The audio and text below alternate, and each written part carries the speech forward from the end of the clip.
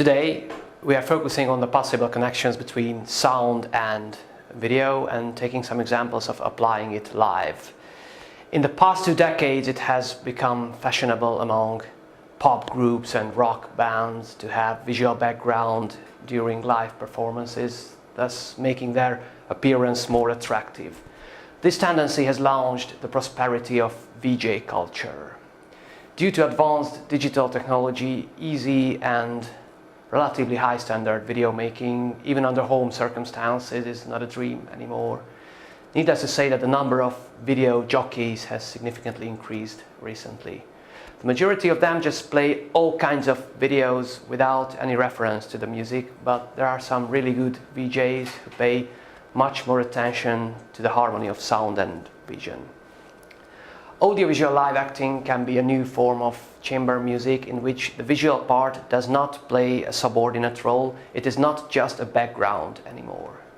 However, throughout a group improvisation, both the VJ and the musician should pay attention to each other, reacting to the changes generated by the other participant. That's why it is immensely important for us to practice this kind of responsive performing.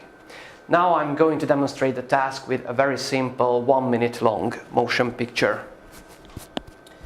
Owing to my reaction time, there will be a little delay in the sound modulation compared to the video, as a matter of course, but it will not confuse the overall perception nevertheless.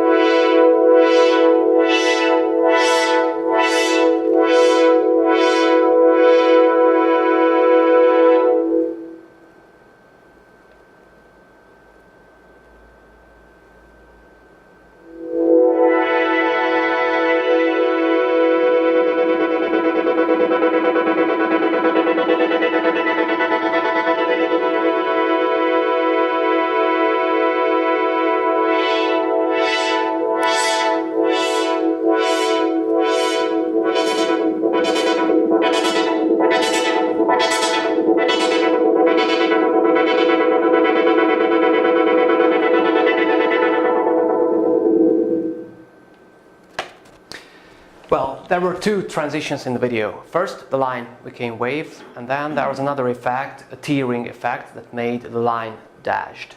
And finally, the 2 transitions occurred simultaneously, resulting in a dashed wave. As for the sound modulation, I associated the wave transition with a filter frequency oscillation amplitude, as well as a tearing effect with a repetitive gating. And whenever the line faded in or out, I turned the output level up or down. Now let's see how you fulfill the task. Who wants to be the first one? Great, come. So you can control the output level with this slider. This means that when you see a fade in or a fade out, you can adjust the sound volume accordingly. Take a try. Okay, it works. The oscillation amplitude can be modified with this controller.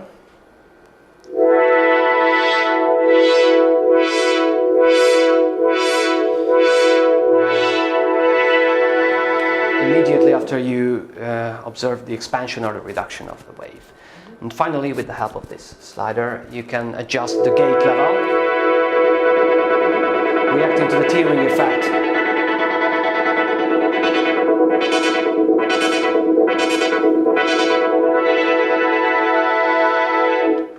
Right, okay, I'm gonna start the video. Okay. Ready? 5, 4, 3, 2, 1.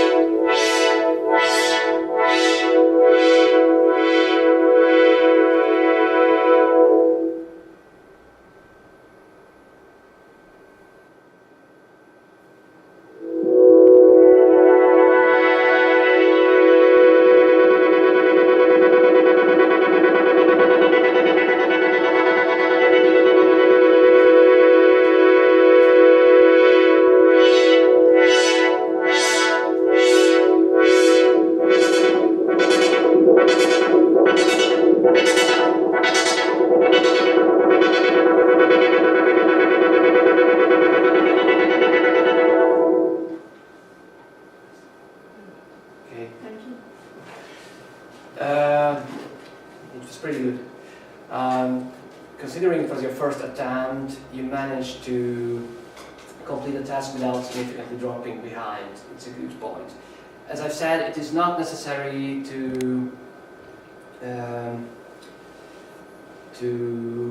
it is not a problem to have a little delay between the video and sound, as long as you can follow the course.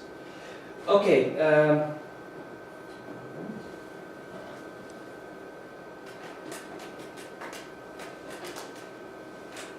Just have to restart it.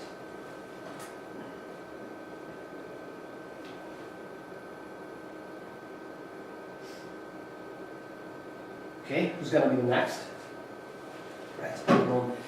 It is not necessary to draw such evident parallel between the music and the video. I mean, nobody said that motion picture containing a growing progression can only be associated with a growing musical content.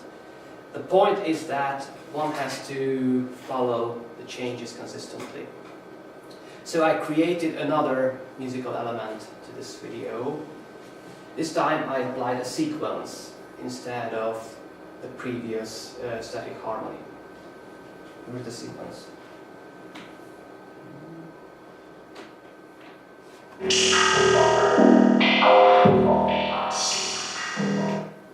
The audio output level is still coupled with brightness intensity, or in other words, fade in, fade out. But instead of adjusting the filter LFO depth, I chose remodulation as a response to the growing or the shrinking of the wave. Sounds like.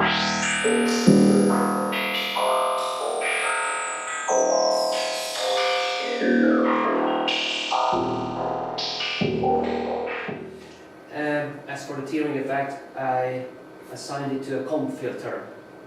By setting its feedback parameter, it is possible to increase or decrease the length of the pulse between the discrete notes of my sequence.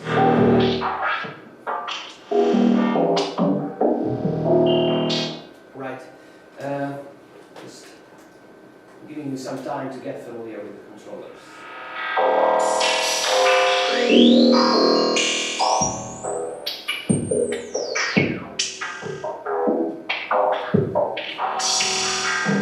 Okay, are you ready?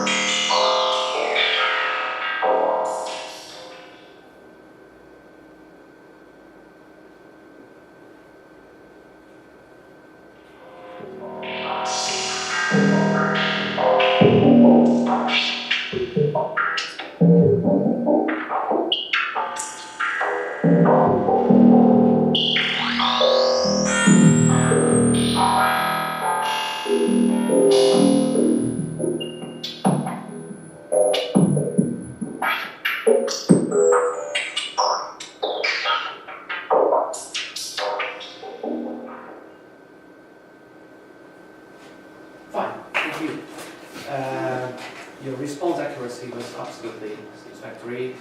Of course, you made some minor mistakes, but it did not ruin my overall impression regarding the unity of sound and visions. That was great in the first try. Thank you. Now it's time to form a duo. I need two persons. The task is still the same. You have to follow the changes in the visual, but not simultaneously.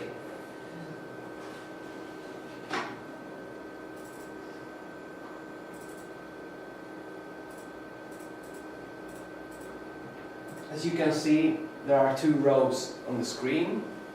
The upper one belongs to the first participant and the lower one belongs to the second.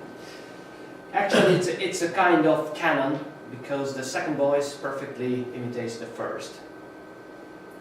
Now, get familiar with the controllers. Check out.